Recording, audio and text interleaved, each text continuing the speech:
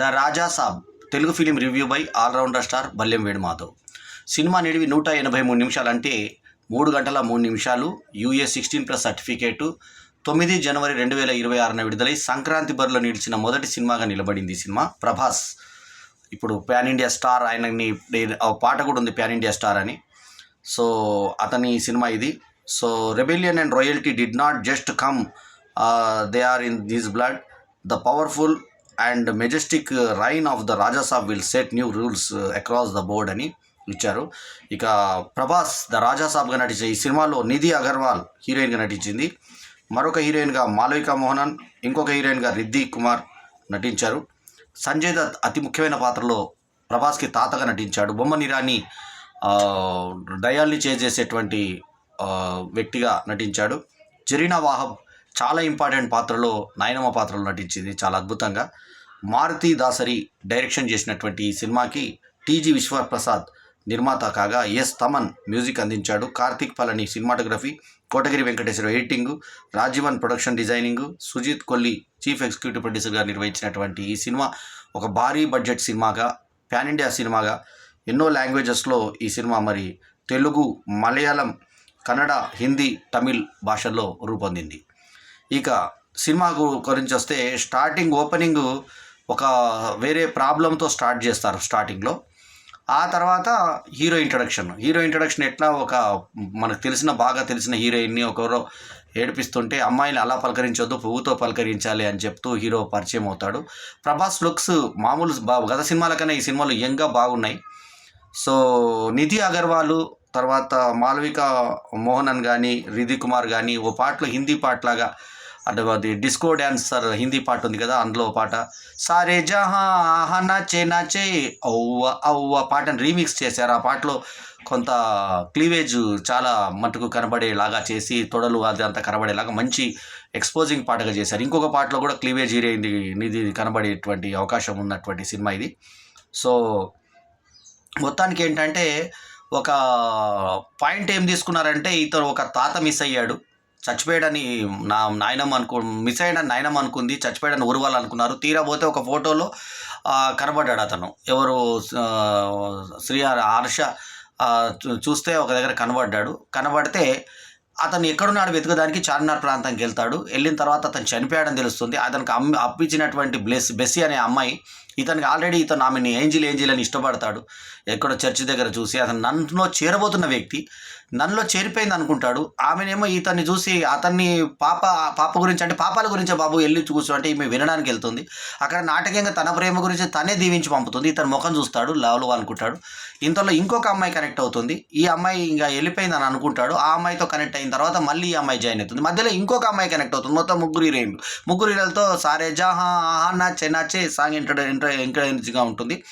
ఈలోపు ఈ సంజయ్ దత్ని వెతికే పనిలో ఉంటారు. సంజయ్ దత్ ఖల్నాయక్ తర్వాత మొన్న ఈ మధ్య ఒక అతను లవర్ బాయ్గా యాక్ట్ చేసిన ఇంకో సినిమా హీరోయిన్ డబుల్ యాక్షను ఇంతం సినిమాకి రీమేక్గా వచ్చినటువంటి సినిమా. ఆ సినిమాలో అద్భుతమైన పర్ఫార్మెన్స్ ఇచ్చాడు. మళ్ళీ ఈ సినిమాలో మనకి విజయ్ సినిమా లియోలో అద్భుతంగా నటించాడు. ఇందులో మంచి పాత్ర దొరికింది ముఖ్యంగా సంజయ్ దత్కి. అయితే ట్రైలర్లో కట్ చేసింది ఏంటంటే, కొంచెం ముసలి పాత్రలో ప్రభాస్ కనబడుతూ దయ్యంలాగా బిహేవ్ చేస్తే ఫైటర్స్ అందరిని తన్నేస్తే వాళ్ళందరూ మీద పడిపోయేటువంటి షాట్ ఒకటి మనకు ట్రైలర్లో రెగ్యులర్గా 1 నెల 2 నెలలు రుద్దారు ట్రైలర్ మన మీద. ద రాజా సాబ్లో అది చూపించారు, కానీ సినిమాలో అది చూపించలేదు. మరి అది పబ్లిసిటీ స్టంట్ చేశారా, లేకుంటే తర్వాత సెకండ్ పార్ట్ కోసం, ఎందుకంటే ఇంకా సెకండ్ పార్ట్ ఉందని చెప్పి చూపించారు. ఇది రాజా సాబ్కి సెకండ్ పార్ట్ 1935 అంటూ ఏదో ఒకటి లాస్ట్లో ఒకటి మనకి ఇచ్చారు. దానికోసం ఇచ్చారో తెలీదు. ఇంటర్మిషన్ అని చెప్పేసి మనకి ఇస్తూ మనకు ఇంటర్మిషన్లోకి తీసుకెళ్ళినటువంటి సినిమా. తర్వాత డిఫరెంట్గా చేయాలన్న ప్రయత్నం చేసి గ్రాఫిక్స్తో సెకండ్ హాఫ్లో చాలా బోర్డమ్ చేసేసారు. మనకి అది ఎక్కువైపోయింది సెకండ్ హాఫ్లో. సో కథగా ఏంటంటే, ఇప్పుడు ఈ మా తాత ఎక్కడ పోయాడు, ఏం సంగతి వెతకడానికి మనవాడు సిటీకి వచ్చాడు. జరీనా బాబు అక్కడి నుంచి ఫోన్లు చేస్తూ ఉంటుంది. ఆమెకేమో అల్జీమర్స్ భయం, ఒక మనుషులు మర్చిపోతూ ఉంటుంది. ఇతను తాత చచ్చిపోతే ఆమె ఎట్లా బతుకుతుందో అనే దాంట్లో లాస్ట్ ట్విస్ట్ ఏంటంటే, తాతను కూడా అల్జీమర్స్తో మర్చిపోతుంది. సింపుల్ లాజిక్, ఇంతే జరిగేది. దీన్ని 3 గంటల 3 నిమిషాలు లాగి పీకి తీశారు.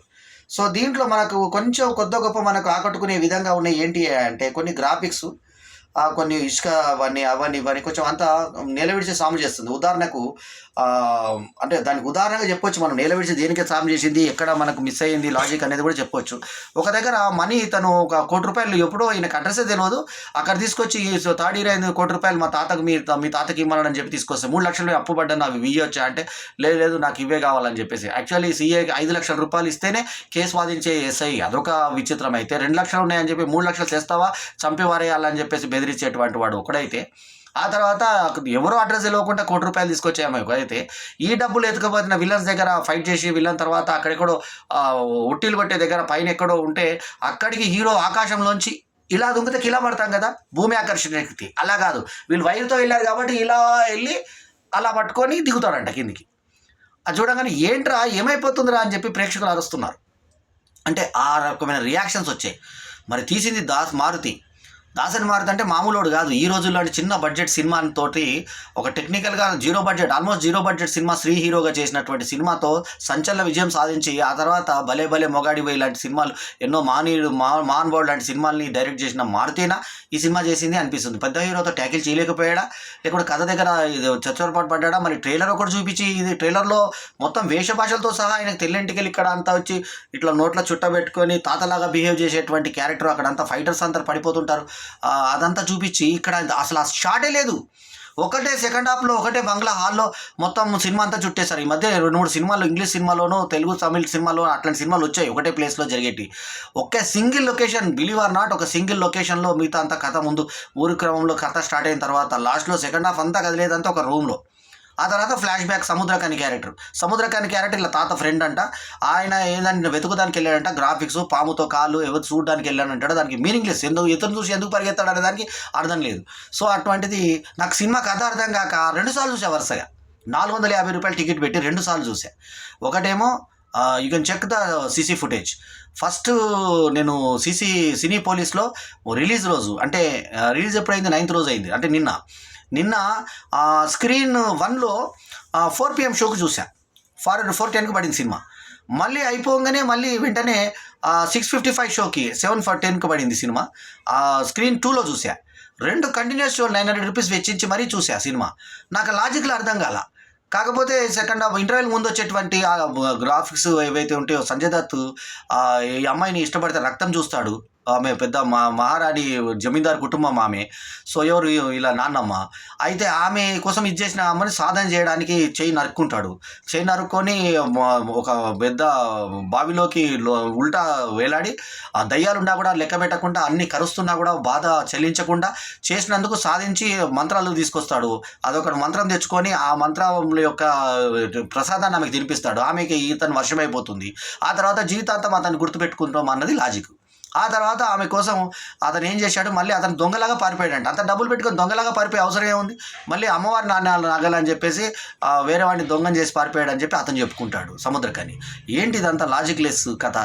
సో కథ లేకుండా సినిమా ఇన్ని వందల బడ్జెట్ సినిమా అని చెప్పి కేవలం రెమ్యునరేషన్లకు పెట్టి గ్రీన్ పరదాల మీద సినిమాలు తీసేసి గ్రాఫిక్స్ తోటే మొత్తం అంతా జరిపించేసుకొని ఆ ప్రేక్షకుల మీద ₹450 అసలు సినిమా కూర్చొని చూసి, ఇంకా రీసైక్లర్స్ ఇంకా ఎక్కువ, ఒక్కసారి కూర్చొని చూస్తే మన సినిమా 450 వర్త్ చేస్తుందా లేదా అనే చిన్న ఆలోచన వస్తే ఎంతో బాగుండేది. సో ఈ సినిమాకి నేను ఇస్తున్నటువంటి రేటింగ్ 2.75/5. చిన్న సినిమాలకు కూడా 3 దాటి ఇచ్చాను. 2.75 ఎందుకంటే మనం పెట్టిన ₹450 తగిలినప్పుడు మాత్రం ఆ సినిమా వాళ్ళ మీద, ప్రొడక్షన్ వాళ్ళ మీద మనకు కోపం వస్తుంది ఖచ్చితంగా. ఎందుకంటే ఈ సినిమాలో సెకండ్ హాఫ్ అంతా ఇసుక తుఫాన్లు, నీళ్ళు రావడము, హిప్నటైజము, ఆ తర్వాత బొమ్మనిరాని పాత్ర ఏంటంటే ఊహించుకోండి, సెల్ఫ్ హిప్నటైజ్ చేసుకొని బయటపడతాడు, ఇదంతా హిప్నటైజ్ చేస్తున్నాడు అని చెప్పి చెప్తారు. బొమ్మనిరాని ఎంత ఈజీగా వచ్చాడో అంత ఈజీగా చచ్చిపోతాడు వచ్చి. అతనితో కార్ డెస్టినేషన్ పెట్టుకుని డెస్టినేషన్ ఎన్సీఆర్ అని నేనే అందరిని రప్పించారని చెప్తాడు, ప్రభాస్ని రప్పించారంటాడు. స్టార్టింగ్లో గెటప్ మార్చినటువంటి సత్య పాత్ర, అతని లుక్ చాలా బాగుంది, డిఫరెంట్గా ఇలా ఉంటుంది, ఆ జుట్టు అంత కనుబొమ్మలు అంతా మార్చేశారు. సత్యాన్ని గుర్తుపట్టాను రేంజ్లో.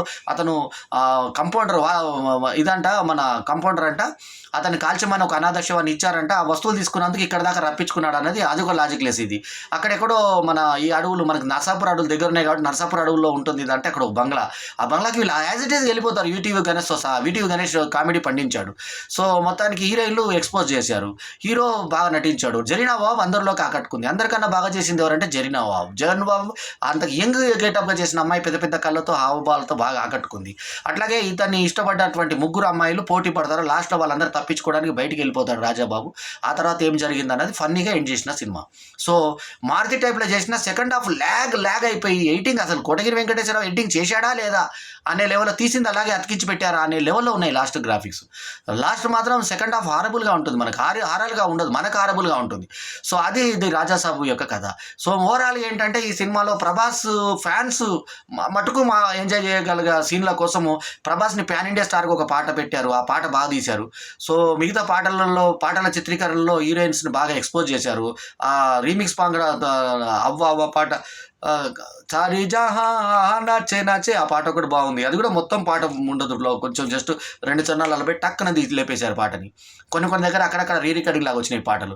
మనిషి మ్యూజిక్ మాత్రం మనకు ఆకట్టుకునే విధంగా ఉన్న ప్రభాస్ యాక్టింగ్ జనాలు ఆకట్టుకున్నా కూడా logic miss story, Sanjay Dutt performance బాగుంది. తర్వాత హీరోయిన్స్ ముగ్గురు కూడా స్కిన్ షో బాగా చేశారు. సో తొడలు వక్షోజాలు ఆల్మోస్ట్ 50% పైన కనబడేటువంటి పరిస్థితులు ఉన్నాయి. సో ఓవరాల్గా మనకి ఆ గ్లామర్ కోసం వెళ్ళి చూసే ప్రేక్షకులకు మాత్రం బాగా అనిపిస్తుంది. రచరవి లాంటి వాళ్ళు కమెడియన్లను బాగా ఉపయోగించుకున్నారు. సత్యపాత్రని డిఫరెంట్గా వాడారు. ఆ పాముకి ఇలా ఉల్టా వెళ్తూ ఉంటా అసలు చచ్చిపోయాడా, అతను బతికాడా, దయ్యమయ్యాడా, బతికాడా, నరికినట్టు చూపిస్తారు, మళ్ళీ బతికినట్టు చూపిస్తారు. దానికి లాజిక్ లేదు. అట్లాగే ట్రైలర్లో ఇతన్ని తాత వహించినట్టు చూపించి మళ్ళీ ఇతన్ని ఇక్కడ మార్చారు, ఎందుకు మార్చారు దానికి అవగాహన లేదు. అంటే ట్రైలర్లో ఒకటి సినిమాలో ఒకటి చూపించవచ్చా అనే దానికి కూడా లాజిక్ లేదు. మారుతి నుంచి ఇటువంటి సినిమా మాత్రం ప్రేక్షకులు ఖచ్చితంగా ఊహించి ఉండరు. సంక్రాంతి రేసులో ముంగటే సినిమాలు రాకపోయినా ఖచ్చితంగా వెనుకుంటే సినిమా మాత్రం ఇదే. ఎందుకంటే బడ్జెట్ పరంగా ఖచ్చితంగా పంపిణీదారులు ఎక్కువ కొని ఉంటారు. ఆ పెట్టిన వాళ్ళకి మరి నష్టాలు వచ్చేటువంటి పరిస్థితి. టీజీ విశ్వప్రసాద్ లాంటి పీపుల్స్ మీడియా లాంటి ఫ్యాక్టరీ లాంటి దాంట్లో ఒక మంచి బ్యానర్ నుంచి వచ్చినటువంటి ఈ సినిమా, కృతిప్రసాద్ లాంటి వాళ్ళు వెనకాల నుండి చేసినటువంటి సినిమా కొంచెం మన సబ్జెక్ట్ చూసుకుని ఉంటే బాగుండేదని నాకు అనిపించింది. ద రాజా సాబ్ సినిమా 2 సార్లు నేను చూడడం జరిగింది ప్రభాస్ కోసం. అయినా కూడా సెకండ్ హాఫ్లో నాకు అంటే ఎక్కడైనా మిస్ అయ్యానా, నేనేమన్నా లాజిక్ ఎక్కడైనా చెప్పాడేమని వెతికితే దొరకలే ఎక్కడ. సో ఫైట్స్ బాగున్నాయి, గ్రాండియర్ బాగుంది, గ్రాఫిక్స్ బాగున్నాయి. మరీ చీప్ గ్రాఫిక్స్ కాకుండా కొంచెం గ్రాఫిక్స్ బాగానే పెట్టారు. ముఖ్యంగా బావిలో ఇతను ఉల్టా వేసినప్పుడు, దయ్యాలు ఎలా వచ్చినప్పుడు, నోళ్ళకి తెలిసినప్పుడు, కన్నంతా ఒక పక్కకంతా ఇలాంతా కాడిపోయినట్టుగా ఉన్నాడు, కపాలాలు చూపించినప్పుడు ఇలాంటివి కొన్ని బాగున్నాయి. సో ఓవరాల్గా లాజిక్ని మర్చిపోయి సినిమా చూస్తే పర్వాలేదు అనిపించే సినిమా. అప్పుడు కూడా పర్వాలేదు అనిపించే సినిమానే. సెకండ్ హాఫ్ అక్కడే ఇసుక తుఫాను పుడతాయి, బొమ్మని రా అని చెప్పగానే అక్కడే ఇప్పుడే అయిపోతారు. అతను మాత్రం మన బయటపడాడు, వేరే వాళ్ళు బయటపడే ప్రయత్నం చేస్తారు. సో రక్తం వస్తుంది ఇక్కడ అంటే రక్తం కాదు నీళ్ళు అంటాడు, నీళ్ళు కాదు ఇసుక అంటాడు, ఇసుక తిరగడంలో బయటకు వచ్చామంటాడు, ఏదేదో అంటాడు. మొత్తానికి ద రాజా సాబ్ ఫినిష్ అయింది. ద రాజా సాబ్ అనగానే బయటకు వస్తాడు. ఇది ఇంటర్వెల్